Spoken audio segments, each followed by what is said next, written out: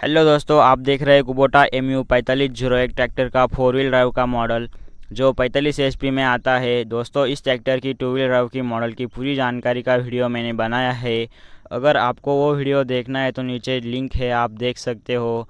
दोस्तों, यह tractor Kubota का एक लोकप्रिय ट्रैक्टर है और आप इसी के 4 व्हील ड्राइव मॉडल की पूरी जानकारी जानना चाहते हो तो कमेंट में बताओ, और 2 व्हील ड्राइव के मॉडल की जानकारी एक बार देख लेना ताकि आपको दोनों का डिफरेंस समझ में आए। धन्यवाद।